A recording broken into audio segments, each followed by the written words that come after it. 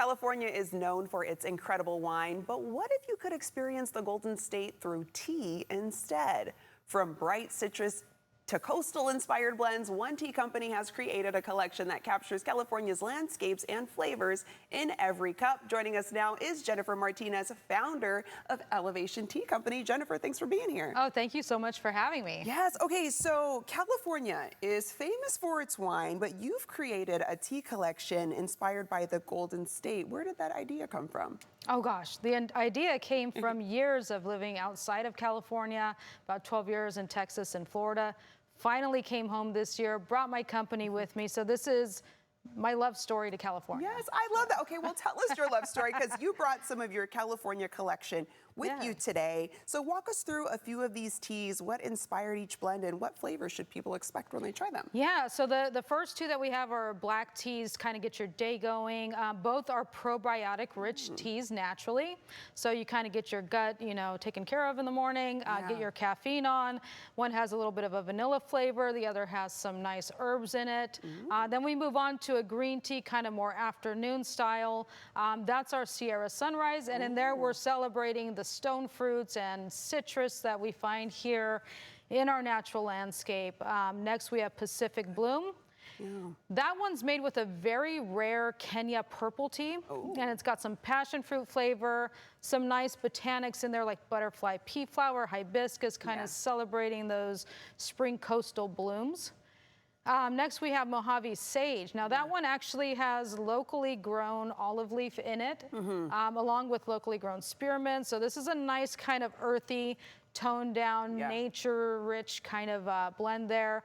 And lastly, we have the Ojai Sunset, which celebrates those pink moments that Ojai is known for, and they're tangerine filled. So that one brews a really nice pink color to kind of celebrate that. I taste that little bit of tangerine in it too. That's so delightful. Okay, so I love that each tea tells a California story to it. So how do places like the coast, citrus groves, mountains, and deserts influence the blends that you create with Elevation Tea Company? You know, going around the country, this is the only state, right, where you find everything. It's its own little culture.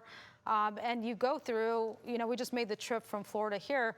As you're driving through California, you see all of these groves everywhere. I mean, I saw everything from olives to citrus and just everything in between, and beautiful wine culture that kind of blends in perfectly with what we're doing here. Yes, and I can't ignore what we have over here, because we've heard of wine flights, but you're creating tea flights. So tell me more about this. We are, yes.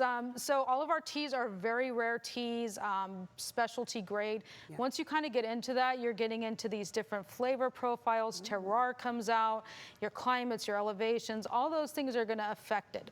So you're going to get very, very different types of flavors than you would with like grocery store bought tea or those large commodity companies.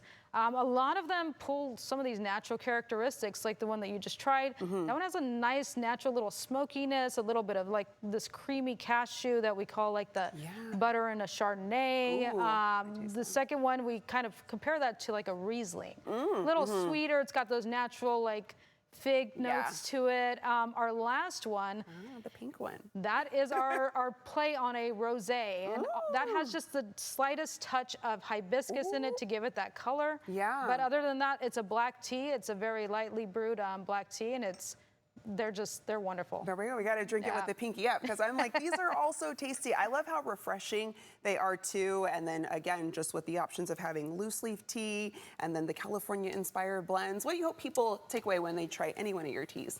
I hope that they take away that tea is more than just something you buy in a grocery store, throw out on the porch to let the sun hit it, or, you know, making big pictures of it. You can do all the same thing with rare teas, but you're supporting local our farmers in their countries, you know, in places that maybe aren't as wealthy as we here in the United States. So you're giving back, you're finding their story in there. You're finding that terroir, you're finding all those different things, the craftsmanship that they put into it and the hard work. And you're supporting that every time. I like that. You can taste it in what they're doing. There's a craft to it for sure. Yeah, supporting the farmers and also making sure to take the time to sit back and slow down and enjoy your tea. Yeah, take that time. And you know, the same way you would with wine, take that moment. There you go. So. Jennifer, thanks so much for joining us today and giving us all the insights about tea. Thank you. Yeah, I'm going to let our viewers know where they can go for more info. Discover elevated flavor pairings with tea. For more information, visit elevationteaco.com.